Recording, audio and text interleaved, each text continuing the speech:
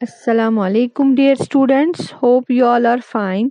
This is your science class, and we are reading lesson number 11, Rocks and Minerals. Today, our topic is on page number 116, and it's about kind of rocks.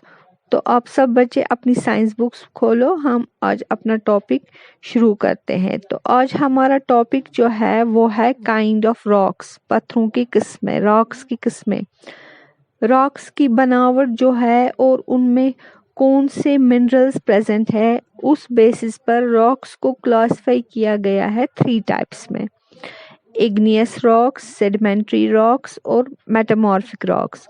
आज हम पढ़ेंगे igneous rocks कौन सी rocks होती है और उनकी क्या types है। इग्नियस रॉक्स, ज़्यादातर हमारी अर्थ जो है वो इग्नियस रॉक से घिरी हुई है। ज़्यादातर इग्नियस रॉक्स प्रेजेंट है हमारी सरफेस पे अर्थ के।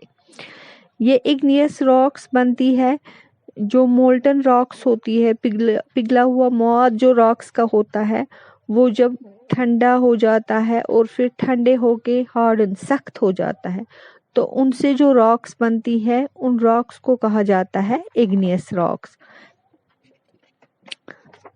यानी इग्नियस रॉक्स जो है वो रॉक्स जो लावा के ठंडे होने की वजह से बनती है। समझा आपको? यानी इग्नियस रॉक्स बनती है लावा के कूलिंग से। लावा जो है ये पिघला हुआ मौद जो है लावा होता है, उससे जो रॉक्स बनती है उनको कहा जाता है इग्नियस रॉक्स। मैग्मा या जिसे हम लावा कहते हैं वो प्रेजेंट होता है अर्थ की सबसे इनर मोस्ट अंदरूनी लेयर में, जिसको कोर कहा जाता है।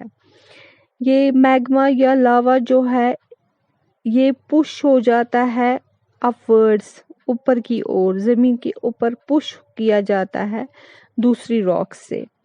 जब ये अर्थ की सरफेस पे पहुंच जाता है, अर्थ की सतह पे पहुंच जाता है, तो ये अर्थ में जो क्रैक्स होती है, अर्थ में जो गैप्स होती है, ये क्रैक आसान, उन्हीं क्रैक्स के जरिए ये लावा जो है, ये मवाद जो है ये बाहर निकलता है और बाहर उसको कहा जाता है, जब ये बाहर आ जाता है तो उसको लावा कहा जाता है।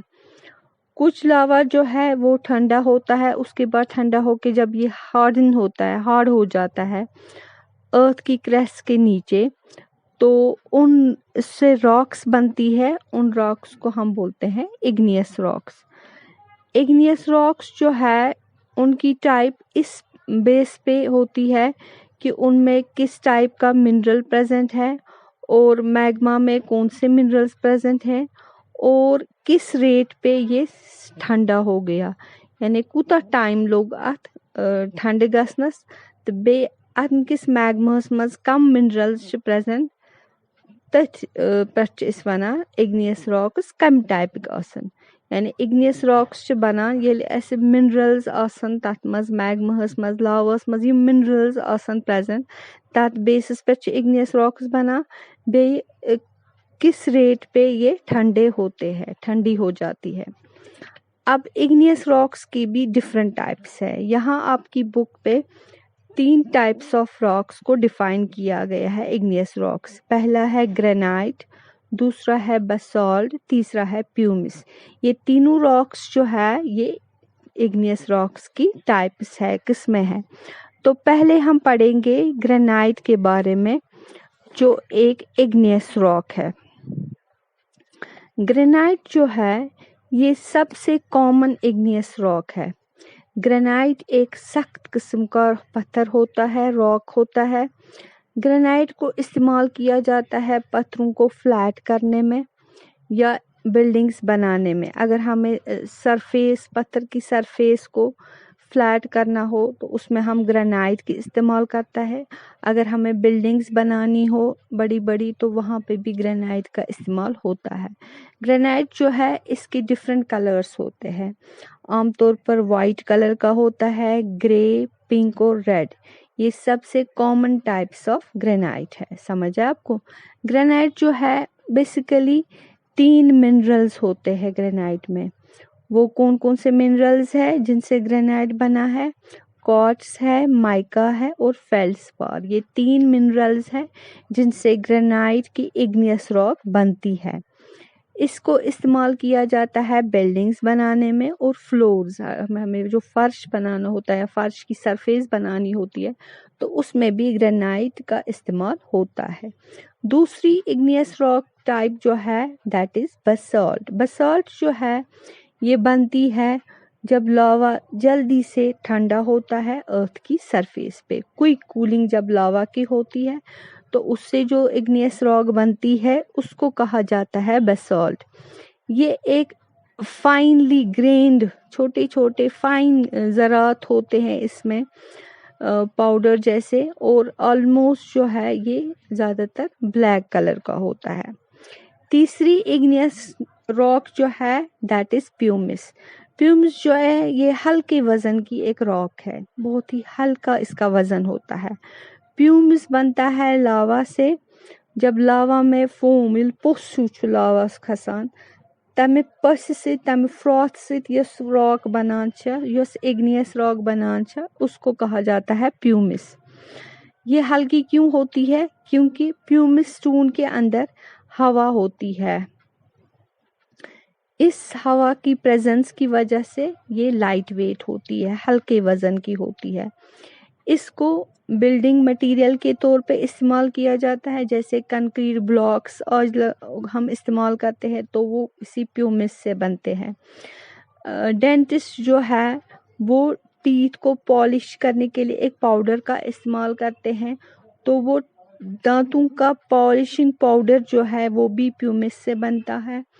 इसके अलावा इसको स्क्रबर के तौर पर भी इस्तेमाल किया जाता है। स्क्रबर मीन्स अगर हमें कहीं पे स्किन सेल्स जो डेड होती है, ख़त्म हुई होती है, वो जिनमें जान नहीं होती है, उनको रिमूव करना होता है तो हम स्क्रबर का इस्तेमाल करते हैं। तो ये प्यूमिस इग्नियस रॉक जो है ये एज अ स्क्रबर भी इस्तेमाल होती है। तो समझ आया आपको? ये था आज आपका टॉपिक। इसमें जो भी अंडरलाइन वर्ड्स है इनकी स्पेलिंग्स आप अच्छे से लर्न करोगे। Let's do it's reading now. Igneous rocks. Most of the earth is covered with igneous rocks. They are formed by cooling and hardening of molten rocks. Magma or molten rocks in the innermost layer or core of the earth is pushed upwards by other rocks. When it reaches the earth's surface, it flows out through the cracks and is called lava. Some of the lava cools and hardens below the earth's crust and forms igneous rocks. The type of igneous rock formed depends on the type of minerals the magma contains and the rate at which it cools down. Different types of igneous rocks are granite. It is the most common igneous rock. Granite is a hard rock. Granite is used to make paving stones or in buildings. Granite is of different colors. White, grey, pink and red are the most common. Granite contains basically 3 minerals. These are quartz, mica and feldspar. It's used to make building and floors. Basalt. Basalt is formed by quick lava cooling on the earth's surface. It is fine grained and almost black in color. Pumice is a lightweight rock. Pumice is formed by lava froth. Air is trapped inside the pumice stone. This makes it very light. It's used as a building material like concrete blocks, as a teeth polishing powder by dentists, and as a scrubber to remove dead skin cells from the body. So this all for today. Okay.